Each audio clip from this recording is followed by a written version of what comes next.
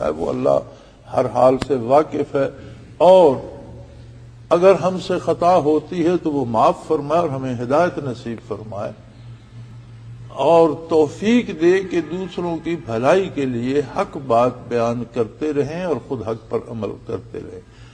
تو انہوں نے نظر مانی، وہ ان کی امت میں جائز تھی، ہمارے ہاں بھی نظر ماننا جائز ہے، اس کے قواعد میں نے عرض کر دیے۔ اور انہیں تو خبر نہیں تھی، وہ تو پریشان ہو گئیں کہ بیٹا ہوتا، بچہ ہوتا، خدمت کرتا اللہ کے گھر کی، آنے جانے والوں کی، دین سیکھتا، لوگوں کو دین بتاتا۔ اب یہ بچی ہے، اسے پردے میں رہنا ہے، لوگوں سے، عوام سے ملنا اس کے لیے حلال نہیں ہے، بات لوگوں سے کھل کر نہیں کر سکتی، پھر مسجد کی خدمت کیسے کرے گی؟ اس کے عوارضات جو خواتین کے ساتھ ہوتے ہیں وہ بھی ہیں، تو یہ سارا کیسے ہوگا؟ تو پریشان ہو گئے کہ یا اللہ میرے تو بچی ہو گئی، میں نے تو نظر مانی تھی کہ تیری راہ میں آزاد، پوری ذمہ داریوں سے آزاد کر کے بچہ، تو یہ تو بچی ہو گئی، اور میں نے اس کا نام مریم رکھ دیا۔ اور ایک بات اور میرے رب، اس کو اور اس کی اولاد کو شیطان مردود سے میں تیری پناہ میں دیتی۔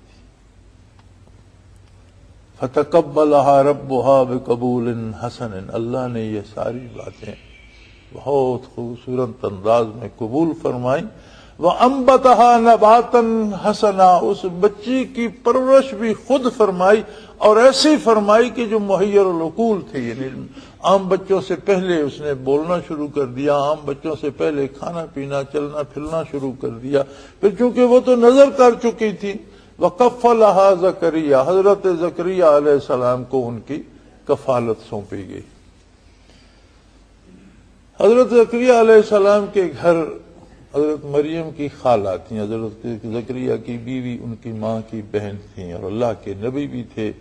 تو انہوں نے لوگوں سے کہا کہ اسے آپ میری کفالت میں دے دیں، ماں نے تو دے دی، ماں تو رکھ نہیں سکتی، تو میری بیوی اس کی خالہ ہے، اور خالہ بھی ماں ہی کی قائم مقام ہوتی ہے، ماں کی جگہ ہوتی ہے۔ تو لوگوں نے نہیں مانا، اور سب نے عرض کی کہ یہ تو اللہ تقسیم کرے، اللہ اگر آپ کو دے تو آپ کو دے دے، یا کسی اور کو یہ سعادت ملے، یہ بہت بڑی سعادت ہے۔ چنانچہ قرہ اندازی کی گئی، اور وہ قرہ بھی پھر حضرت زکریا علیہ السلام کے نام نکل آیا، اس لیے اللہ نے فرمایا کہ کفلہا زکریا، زکریا علیہ السلام کی کفالت میں دے دی گئی وہ۔ اور زکریا علیہ السلام اتنی احتیاط فرماتے، اولاد سے زیادہ بڑھ کر پیار دیتے، خود زکریا علیہ السلام کی اولاد بھی نہیں تھی، تو انہیں ایک بچی بھی مل گئی، لیکن عام بچوں کی طرح وہ پرورش نہیں کر رہے تھے، نہ ان کا مزاج عام بچوں جیسا تھا، عام بچوں سے زیادہ ان کی پرورش بہت بہتر، بہت جلدی ہوئی، اور پھر بہت سے کمالات کا اظہار ان سے ہوا۔ زکریا علیہ السلام اگر کہیں ادھر ادھر جاتے تو جس کمرے میں مائی صاحبہ ہوتی تھیں اسے تالا لگا کر جاتے تھے، کسی کہ میری غیر حاضری میں کوئی ان سے بات نہیں کر سکتا، کوئی انہیں دیکھ نہیں سکتا۔ کلما دخل علیہا زکریا المحراب، جب وہ واپس آتے اور آ کر اس کمرے کو کھولتے، وجد عندہا رزقا، تو دیکھتے کہ وہاں تو پھلوں کے ڈھیر لگے ہوئے ہیں۔ اور عجیب بات یہ تو ہوتی تھی، مفسرین کرام لکھتے ہیں کہ کوئی موسم کی قید نہیں ہوتی تھی، بلکہ ہر پھل جو ہے وہاں ان کے گرد پڑا ہوتا تھا۔ سردیوں میں آم پڑے ہوتے تھے اور گرمیوں کے مالٹے بھی پڑے ہوتے تھے، سردیوں کا پھل بھی، گرمیوں کا پھل بھی، اس ملک کا پھل بھی، اس ملک کا پھل بھی۔ دنیا میں جہاں کہیں جو پھل ہوتا ہے وہ جاتے تو تالا لگا کر جاتے، اور واپس آتے تو ان کے گرد فروٹ پڑے ہوتے اور وہ کھا رہی ہوتی۔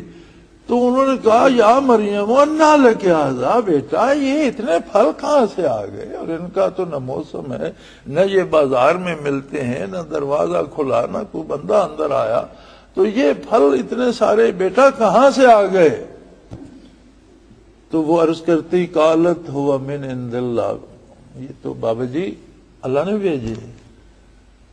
اگرچہ بچی تھی، معصوم تھی، لیکن معرفت الہی کا یہ عالم تھا کہ وہ جانتی تھی اللہ قادر ہے، اس نے بھیج دیے۔ بابا جی خود اللہ کے نبی تھے، بابا جی خود جانتے تھے کہ اللہ قادر ہے، وہ خود نبی تھے اور صاحب معجزہ نبی تھے، اور ولی اللہ کی کرامت بھی برحق ہے، یہ بھی ولیہ تھیں. اب کوئی خاتون نبی تو ہوئی نہیں، نہ ان کی والدہ نبیہ تھیں، نہ یہ نبی تھیں، لیکن ولیہ ضرور تھیں.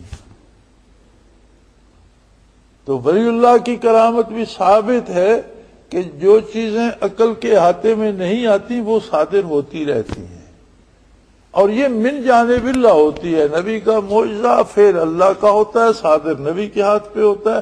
ولی کی کرامت فعل اللہ کا ہوتا ہے، اور نبی کو ولی کو باتباع نبی نصیب ہوتی ہے. ولی جس طرح نبی کو براہ راست ذات باری سے معجزہ نصیب ہوتا ہے، ولی کو براہ راست کوئی نعمت نہیں ملتی. ولی خوشہ چین ہوتا ہے دامان رسالت کا. ولی کو باتباع محمد الرسول اللہ یا باتباع نبی یہ نعمت نصیب ہوتی ہے، فعل اللہ کا ہوتا ہے اور کرامت بن جاتی ہے ولی کی. تو انہوں نے عرض کی بابا جی اللہ کریم سے ملتا ہے، اللہ کریم بھیج دیتا ہے. اب اللہ کریم کو تو کسی کے تالے دروازے کسی دیوار کی پرواہ نہیں ہے. اور ان اللہ یرزق من یشاء، فرمایا اللہ جسے چاہتا ہے اسے رزق دیتا ہے بغیر حساب. اتنا دے دیتا ہے کہ اس سے شمار نہیں ہوتا، یا بغیر کسی حساب کے دے دے، بغیر کسی استحقاق کے دے دیتا ہے. بندہ کچھ نہیں کمال کرتا کہ اس کا حق بنتا ہے اسے دیا جائے، وہ اس کی اپنی تقسیم ہے. تنگی بھیج دیتا ہے اس کی اپنی مرضی، فراخی بھیج دیتا ہے اس کی اپنی مرضی.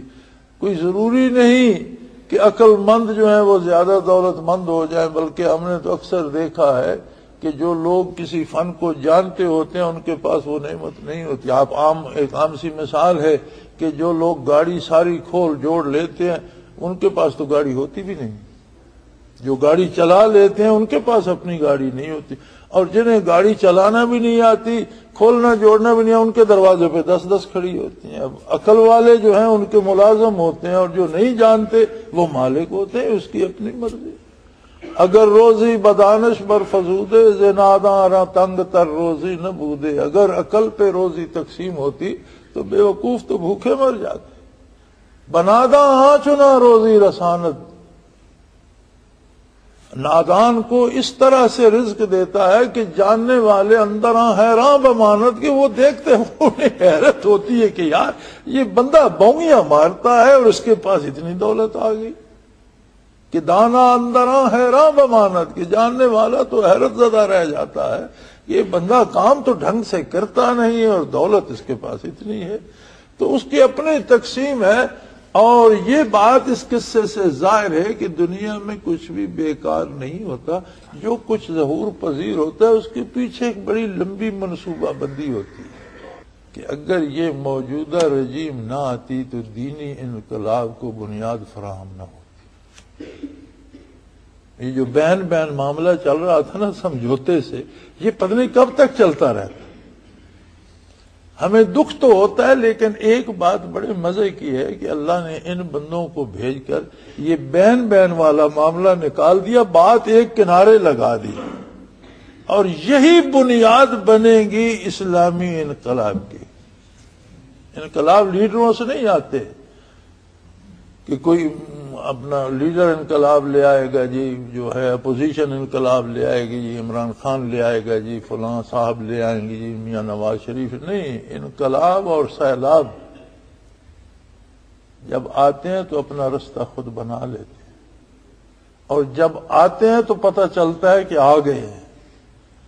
تو جب انقلاب آئے گا، انشاءاللہ ضرور آئے گا، تو اپنے لیڈر بھی وہ خود تلاش کر لے گا اور اپنی راہیں بھی خود تلاش کر لے گا. جب ہجوم آشنا نکلے گا تو اس میں سے نتر کر قیادت بھی سامنے آ جائے گی. اور یہ بڑی یعنی قدرت کی عجیب منصوبہ بندی ہے، ہمارے سمجھ میں کچھ نہیں آتا. ہم یہ سمجھتے ہیں ہر چیز تباہ ہو رہی ہے، لیکن اگر عمارتیں گرائی نہ جائیں تو نئی بنے گی کیسے؟ ایک پرانا سٹرکچر کھڑا ہے، اسی پر کون دانش مند نئی عمارت اوپر لاد دے گا کہ وہ سٹرکچر گرے اور ساری گر جائے؟ جب تعمیر نو ہوتی ہے تو اس سے پہلے تخریب ہوتی ہے، اور تخریب گزشتہ نصف صدی سے ہو رہی ہے. جب سے یہ ملک بنا اور قائد اعظم نے جو محنت کی لیکن قائد اعظم کی آنکھ بند ہونے کے بعد ہم نے تو کوئی حکومت اس ملک کی تعمیر کرنے والی اپنی زندگی میں نہیں دیکھی. ساری ہمارے سامنے سے گزری ہیں. سب نے ایک بات قدر مشترک ہے کہ جو بھی اقتدار میں آ گیا سب سے پہلی کوشش کی یہ رہی کہ میری حکومت قائم رہے. اور صاحب اقتدار جب اقتدار کو قائم رکھنے پہ لگ جاتا ہے تو بہت سی برائیاں نہ چاہتے ہوئے بھی اسے کرنی پڑتی. انصاف صرف وہ بندہ کر سکتا ہے جو سمجھتا ہے کہ اقتدار رہے نہ رہے حق رہے.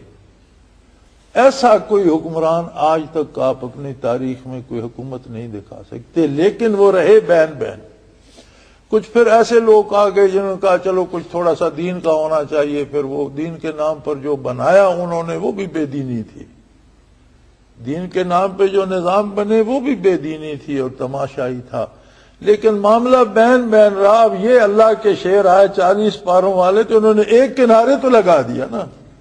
اب کسی کو یہ غلط فہمی تو نہیں ہے نا کہ دین کیا ہے اور بے دینی کیا ہے. کم از کم انہوں نے اللہ کی قدرت کی منصوبہ بندیاں ہیں، اس نے یہ لوگ اس لیے بھیج دیے کہ لوگوں کی غلط فہمیاں دور ہو جائیں اور انہیں اقتدار سے توقع جو ہے ہر ایک نے صاحب اقتدار سے توقع جوڑ رکھی ہے، اسے چھوڑ کر لوگ اپنی ذمہ داری محسوس کریں کہ میں مسلمان ہوں، میں غلام ہوں محمد الرسول اللہ کا، میری ذمہ داری ہے اسلام کا نفاذ. اور جب یہ احساس جاگ اٹھے گا قوم میں انقلاب آ جائے گا. یہ گزشتہ نصف صدی ہم اس پہ رہے کہ یہ ذمہ داری حکمرانوں کی ہے اور حکمران بین بین رہے اور موج ملا کر کے چلے گئے. اب حکمرانوں نے تو جھنڈی دکھا دی کہ بھائی ہمیں تو یہ بھی نہیں پتا کہ قرآن کس کتاب کا نام ہے اور یہ بھی نہیں پتا اس میں کتنے پارے ہیں، ہم سے کس اسلام کی امید لگائے بیٹھے ہو. جس کا نتیجہ یہ ہوگا کہ عام آدمی کو احساس ذمہ داری ہوگا، اور جب عام آدمی کو احساس ذمہ داری ہوگا تب وہ یہ جس طرح یہاں قدرت کی منصوبہ بندی ہے نا کہ وہ بیوی پریشان ہو رہی ہیں کہ اللہ یہ تو میں نے بیٹی میرے تو بیٹی پیدا ہو گئی تو نظر مانی ہو تو کیا ہوگا. تو اللہ نے فرمایا وَلَيْسَ الذَّكَرُ كَالْأُنثَىٰ، اگر تیرا بیٹا ہوتا نا تو یہ کام وہ نہ کر سکتا جو یہ بیٹی کرے گی. کہ میں جانتا ہوں، میں نے خود بیٹی دی ہے تجھے، جو کام میں اس بچی سے لینا چاہتا ہوں اس کی جگہ اگر بچہ ہوتا تو وہ کام نہیں ہو سکتا تھا. تیرے اندازے سے بہت بڑا کام کر جائے گی تیری یہ بیٹی. اور وہی ہوا کہ مریم علیہ السلام پھر عیسیٰ علیہ السلام ان سے پیدا ہوئے اور ایک دینی انقلاب کی بنیاد رکھی گئی. وما توفیقی الا باللہ. چلیے باقی انشاءاللہ اگلے جمعے. وآخر دعوانا الحمدللہ رب العالمین.